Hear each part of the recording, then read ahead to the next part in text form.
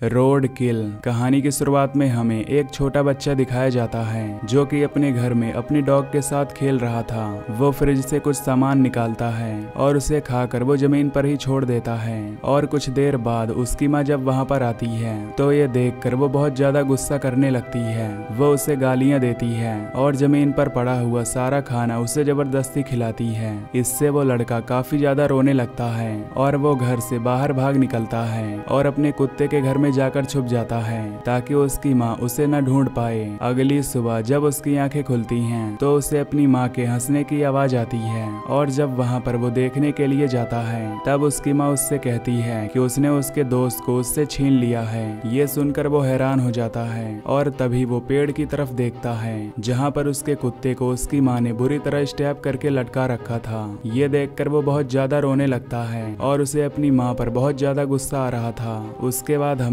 20 साल बाद की कहानी दिखाई जाती है जहां हम उस लड़के को देखते हैं जो कि अब बड़ा हो गया था और वो एक हिचहाइकर बन गया था और वो इधर से उधर घूमा करता था क्योंकि अपने दोस्त की मौत के बाद वो घर छोड़कर भाग निकला था और अब उसने ठाना था कि वो अपनी माँ से मिलने के लिए जाएगा। इसलिए वो रोड के रास्ते अपने घर की तरफ निकल जाता है अपनी माँ से मिलने के लिए। उसी सड़क पर हम एक गाड़ी को देखते हैं जो कि एक खूबसूरत लड़की की थी और वो लड़की गाड़ी स्टार्ट करके रोड की तरफ निकल जाती है क्योंकि वो एक ट्रिप पर जा रही थी। दोस्तों, इस फिल्म में इस लड़के और लड़की का कोई नाम नहीं दिया गया है तो हम इस लड़के को हिचहाइकर और लड़की को ड्राइवर कहकर पुकारेंगे। हिचहाइकर कार से लिफ्ट मांगता है लेकिन कोई भी कार उसे लिफ्ट नहीं दे रही थी और हम हिचहाइकर के पास एक चाकू को भी देखते हैं जिसे वो बड़ी संभाल के रख रहा था। इससे हमें पता चलता है कि वो एक कातिल है और चाकू से उसने बहुत लोगों को मार रखा है। जब वो आगे बढ़ता है तो वहाँ पर उसे एक घर नजर आता है जहाँ पर दो बच्चे खेल रहे होते हैं और उनके माता पिता उन्हें खेलता हुआ देख रहे थे।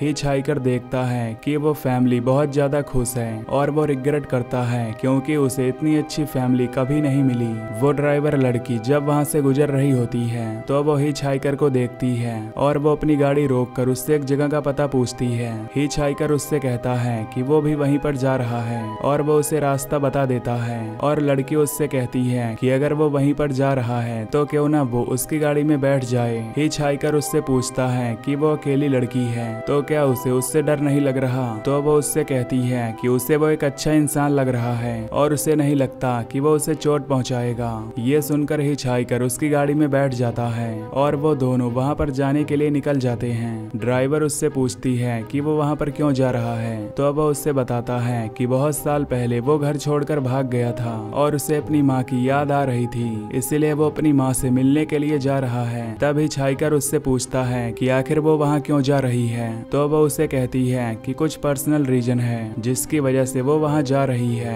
इधर हमें एक गाड़ी दिखाई जाती है जो कि जंगल के बीचों बीच थी और दो बच्चे नदी किनारे से जब फिशिंग करके आ रहे थे तो उन्हें वहाँ पर वो गाड़ी नजर आती है जिसे देखकर वो काफी खुश हो जाते हैं। लेकिन जब वो उसके पास जाते हैं तो उन्हें उसके अंदर दो लाशें मिलती हैं जिसे देखकर वो बहुत डर जाते हैं और तुरंत वहाँ से भाग निकलते हैं। इधर ये दोनों एक गैस स्टेशन पर रुकते हैं अपनी गाड़ी में गैस भरवाने के लिए। वो ड्राइवर लड़की अंदर जाती है कुछ सामान खरीदने के लिए और हिचहाइकर गाड़ी में ही बैठकर उसका इंतजार करता है। जब लड़की वहाँ पर आवाज लगाती है तो उसे वहाँ पर कोई भी नहीं दिखता लेकिन जब वो अंदर जाती है तो उसे वहाँ पर एक बूढ़ा आदमी नजर आता है जो कि उसे देखकर कहता है कि वो बहुत ज्यादा खूबसूरत है। तभी वहाँ पर शेरिफ आ जाता है जो कि हिचहाइकर को देखकर उससे पूछता है कि वो कहां से आया है तो हिचहाइकर उसे कोई भी जवाब नहीं देता। शेरिफ को कुछ गड़बड़ लगती है तो वो उससे सवाल पूछने लगता है लेकिन हिचहाइकर उससे कहता है कि वो उसका कोई भी जवाब नहीं देगा। तभी शेरिफ को पुलिस स्टेशन से कॉल आता है कि उन्हें दो लाशें मिली हैं। ये सुनकर शेरिफ वहां से चला जाता है। वो लड़की जब देखती है कि शेरिफ वहां से चला गया है तो वो गैस स्टेशन से बाहर आ जाती है और उसके बाद वो फिर से अपने डेस्टिनेशन पर निकल जाते हैं। कुछ दूर आगे चलने पर उस लड़की को रोड पर एक टर्टल नजर आता है जिसकी वजह से वो बहुत तेज ब्रेक मारती है जिससे उनका एक्सीडेंट होते हुए बचता है। हिचहाइकर उससे कहता है कि आखिर उसे ये करने की क्या जरूरत थी तो वो उस टर्टल को उठाती है और उसे रोड पार कराने में मदद करती है और उससे कहती है कि उसे जानवर बहुत ज्यादा प्यारे हैं। इधर शेरिफ उस क्राइम सीन पर पहुंचता है जहां पर वो लाश उन्हें मिली थी और वो फोरेंसिक एक्सपर्ट से पूछता है कि उसे क्या सबूत मिला है। तब वो उसे बताता है कि इनका मर्डर एक दिन पहले हुआ था और इनका मर्डर बहुत ही बारीकी से किया गया है, जहाँ पर कोई भी सबूत उसे नहीं मिल पाया है। उसके बाद शेरिफ अपने डेप्यूटी को कॉल करता है और उससे कहता है कि वो जल्दी से वहाँ पर आ जाए, लेकिन डेप्यूटी उससे कहता है कि उसे रोड पर 2 बंदे नजर आ रहे हैं जिन्हें हेल्प की जरूरत है, तो वो कुछ देर में वहाँ पर आ जाएगा। डेप्यूटी बाहर निकल कर हिचहाइकर और उस लड़की की मदद करने के लिए जाता है, जहाँ वो लड़की उससे कहती है कि वो उसकी गाड़ी को बाहर निकालने में उसकी मदद करे। यह सुनकर डेप्यूटी उसकी मदद करने के लिए मान जाता है और उसकी गाड़ी को बाहर निकाल देता है और लड़की से कहता है कि अगर उसे कोई भी मदद की जरूरत हो तो वो उसे कॉल कर सकती है। उसके बाद वो वहाँ से चला जाता है और वो दोनों भी आगे का सफर तय करते हैं। इधर शेरिफ और डॉक्टर को पता था कि यहाँ पर ये पहला मर्डर केस नहीं था, बल्कि ऐसे कई सारे मर्डर यहाँ पर पहले भी हो चुके थे, लेकिन इस मर्डर का पैटर्न बहुत ही अलग था, मानो किसी और ने ही इनका मर्डर किया हो। वो लड़की हिचहाइकर से पूछती है कि क्या उसे भूख लगी है, तो वो उससे कहता है कि उसे जरा भी भूख नहीं लगी। ये सुनकर वो गाड़ी एक रेस्टोरेंट की तरफ मोड़ लेती है क्योंकि उसे भूख लगी थी। उस रेस्टोरेंट में एक वेट्रेस होती है जिसका नाम एलिसन होता है और वहाँ पर एक शेफ भी होता है जो कि उस रेस्टोरेंट का मालिक था।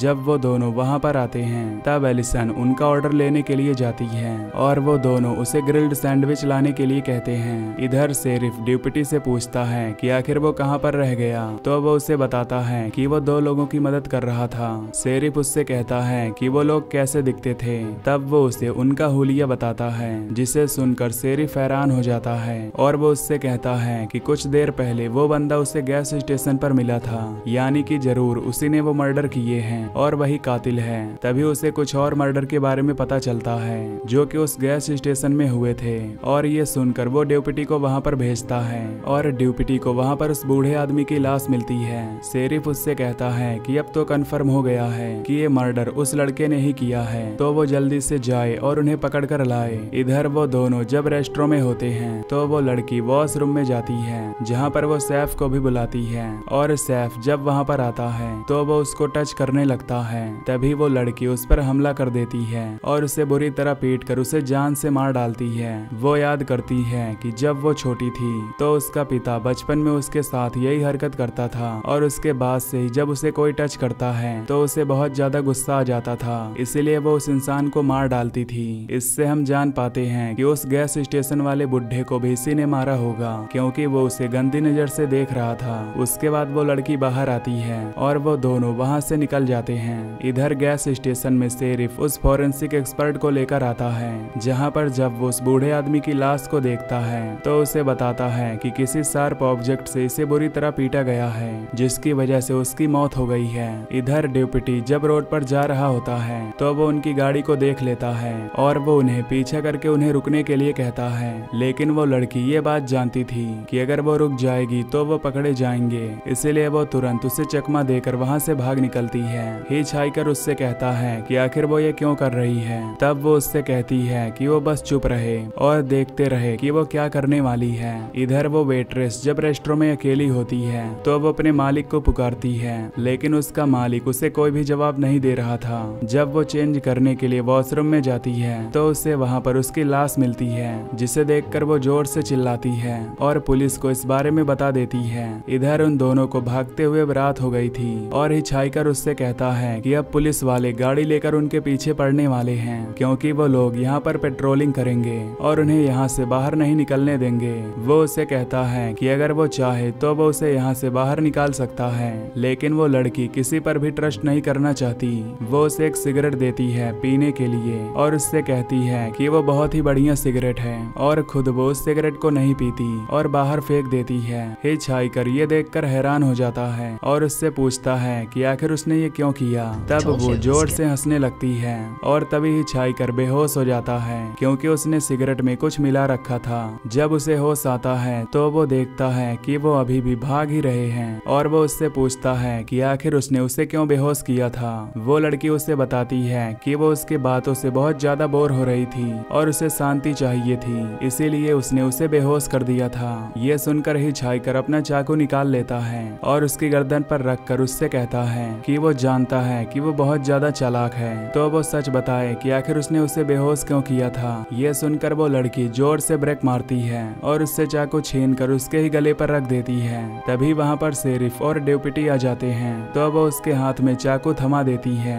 और खुद एक हॉस्टेज होने का नाटक करती है और उन दोनों से कहती है कि वो उसे बचा लें। ये सुनकर वो हिचहाइकर पर गन तान देते हैं और उसे गिरफ्तार करके अपने साथ ले जाते हैं। अब वो लड़की डेप्यूटी को रिझाने की कोशिश करने लगती है और उसका शुक्रिया अदा करती है उसकी जान बचाने के लिए। इधर हिचहाइकर शेरिफ को बताता है कि वो कातिल नहीं है, लेकिन शेरिफ उसकी बात नहीं मानता और उसे पुलिस स्टेशन ले जाता है। इधर डेप्यूटी उस लड़की की मरहम पट्टी करता है और उससे कहता है कि वो चिंता ना करे, वो जल्दी ठीक हो जाएगी। शेरिफ हिचहाइकर से पूछता है कि उसने ये सारे मर्डर कैसे किए थे, तो हिचहाइकर उसे कहता है कि असली कातिल वो लड़की है जो कि बाहर है, उसने ही इन लोगों को मारा है और वो बहुत ज्यादा सातिर है। लेकिन शेरिफ उसकी बातों का जरा भी विश्वास नहीं करता। वो शेरिफ को अपने जख्म दिखाता है और उससे कहता है कि लड़ते वक्त उस लड़की ने उसे वो जख्म दिए थे, लेकिन शेरिफ को लगता है कि वो झूठ बोल रहा है अपने आप को बचाने के लिए।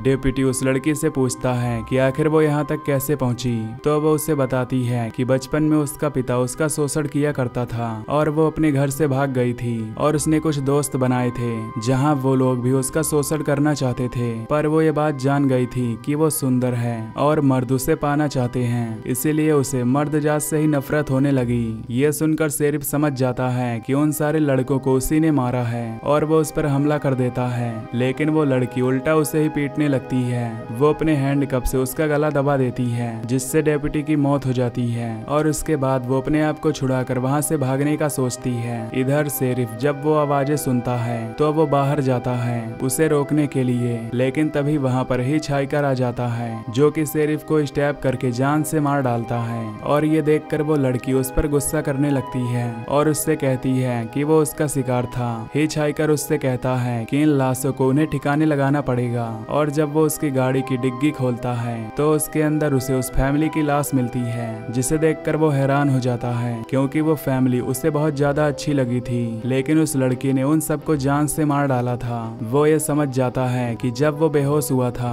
तो इसने उन सबको मार डाला था और वो उससे पूछता है कि आखिर उसने ये सब क्यों किया। वो लड़की उसे बताती है कि उसे खुश फैमिली देखकर अच्छा नहीं लगता क्योंकि उसकी फैमिली कभी खुश नहीं रह पाई थी और वो नहीं चाहती थी कि और भी लोग खुश रहें। ये सुनकर हिचहाइकर उससे कहता है कि उसने बहुत ही गलत काम किया है। तभी वो लड़की उस पर गन तान देती है और उसे शूट करने लगती है, जिससे हिचहाइकर वहाँ से भाग निकलता है, लेकिन उसे एक गोली लग जाती है। उसके बाद वो शॉट गन लेकर उसका पीछा करती है उसे मारने के लिए, लेकिन हिचहाइकर बड़ी चालाकी से उसकी गाड़ी में बैठ जाता है और लड़की शेरिफ की गाड़ी उठाती है और उसका पीछा करने लगती है। कुछ दूर आगे जाने पर हिचहाइकर देखता है कि उसकी गाड़ी का फ्यूल खत्म हो गया है क्योंकि उसकी फ्यूल की टंकी लीक कर रही थी। तभी वो लड़की वहां पर पहुंचती है और उसे गाड़ी में कोई भी नजर नहीं आता। हिचहाइकर तुरंत पेट्रोल में आग लगा देता है जिससे उसकी गाड़ी ब्लास्ट हो जाती है और ये देखकर उस लड़की को बहुत ही गुस्सा आता है क्योंकि वो अपनी गाड़ी से बहुत ज्यादा प्यार करती थी। वो हिचहाइकर पर अटैक करने के लिए जाती है और उसका चाकू लेकर उसे स्टैब करने लगती है और हिचहाइकर भी उसे स्टैब कर देता है, जिससे वो दोनों जख्मी हो जाते हैं। वो दोनों ही जमीन पर गिरकर बेहोश हो जाते हैं और ये सीन यहीं पर कट हो जाता है। उसके बाद हमें अगले दिन की कहानी दिखाई जाती है जहाँ पर हम उस वेट्रेस को देखते हैं जो कि न्यूज देख रही थी, जहाँ पर ये बताया जा रहा था कि पुलिस को कातिल की लाश मिल चुकी है और वो लड़का मारा गया है और उसकी जो विक्टिम थी वो वहाँ से भाग निकली है और वो कहाँ गई किसी को कुछ नहीं पता। पुलिस को कातिल मिल चुका था, इसीलिए उन लोगों ने केस को क्लोज कर दिया है और वो लोग अभी भी हिचहाइकर को ही कातिल समझ रहे थे। तभी वो वेट्रेस किसी के आने की आवाज सुनती है और ये सुनकर वो बहुत डर जाती है और इसी के साथ ये मूवी यहीं पर खत्म हो जाती है।